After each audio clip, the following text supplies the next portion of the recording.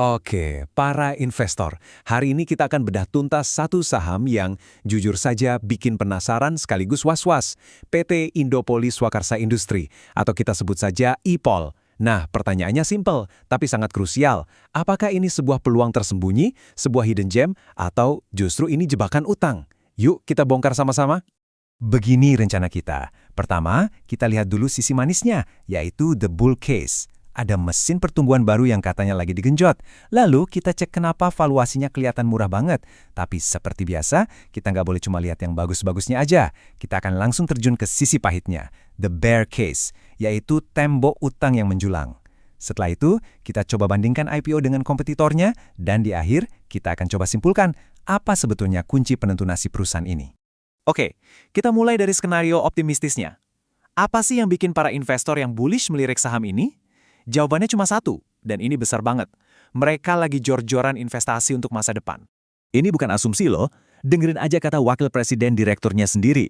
Jelas banget kan? Mereka ini lagi all in, bertaruh besar pada ekspansi. Harapannya ya jelas, profitabilitasnya naik, dan portofolio produknya makin beragam. Dan pertaruhan besar itu bukan cuma kiasan. Lihat angkanya, 100 juta dolar. Ini bukan angka kecil teman-teman. Untuk perusahaan seukuran IPOL, ini adalah investasi yang massive. Benar-benar sebuah pertaruhan yang sangat besar.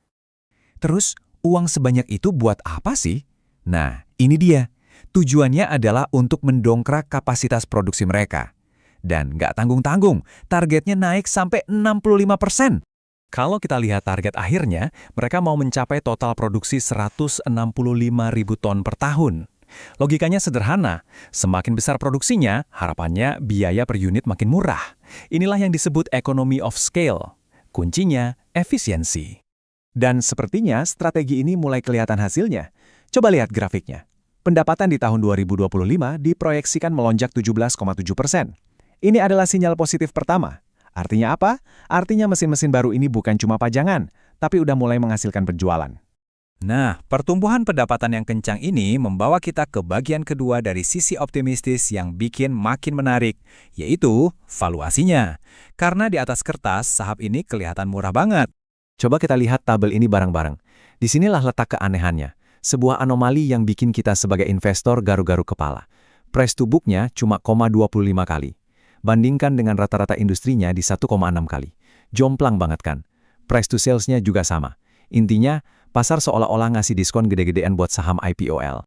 Nah, sebagai investor cerdas, kita harus bertanya, kenapa? Kenapa pasar memberi harga semurah ini padahal ada potensi pertumbuhan? Apa yang sebenarnya ditakutkan oleh pasar? Pasti ada sesuatu kan?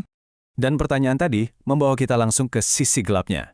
Disinilah peran saya sebagai mentor untuk mengingatkan Anda, jangan cuma lihat yang indah-indah. Kita harus investigasi sisi sebaliknya, the bear case. Di balik semua angka pertumbuhan yang keren itu, ada satu monster yang mengintai. Namanya, utang. Ini dia red flag pertama. Lihat perbandingan ini. Pendapatan tumbuh kencang 17,7%. Wus, tapi laba bersihnya cuma merangkak naik 2,9%. Loh, kok bisa? Kemana perginya semua uang itu? Bocor di mana? Dan inilah jawabannya. Jelas banget di grafik ini. Lihat laba operasinya, lumayan kan? Sekitar 170 miliar. Tapi lihat porsi yang dimakan sama beban bunga. Hampir semuanya kesedot ke sana. Laba yang harusnya jadi milik kita sebagai pemegang saham, malah lari buat bayar bunga utang. Kondisi ini memaksa kita untuk melihat satu rasio super penting namanya Interest Coverage Ratio atau ICR. Gampangnya gini, rasio ini mengukur seberapa kuat napas perusahaan untuk bayar bunga utangnya. Semakin tinggi angkanya, semakin lega napasnya. Dan inilah inti permasalahannya. ICR IPOL cuma 1,36 kali. Angka ini bahaya. Ibaratnya nafas mereka udah Senin Kamis, cuma ada sedikit sekali ruang untuk kesalahan. Kalau penjualan seret sedikit saja, atau biaya naik sedikit saja, mereka bisa langsung gagal napas alias kesulitan bayar bunga. Risikonya nggak berhenti di situ. Lihat deh, margin laba bersihnya tipis banget, cuma 0,4%, setipis kertas. Ditambah lagi, rasio utang terhadap ekuitasnya udah di atas 1 kali. Ini semua seperti tanda bahaya yang menyala terang benderang, menunjukkan kalau risiko finansial di perusahaan ini tinggi banget. Oke, sekarang biar dapat perspektif, kita nggak bisa cuma melihat IPOL sendirian. Kita harus tempatkan dia di arena pertarungan. Kita akan bandingkan head to head, dengan rival utamanya di dalam negeri, yaitu Trias Sentosa atau TRST. Nah, di sini ada teka-teki lagi. Kalau kita lihat datanya, iPol ini pendapatannya lebih besar dari TRST.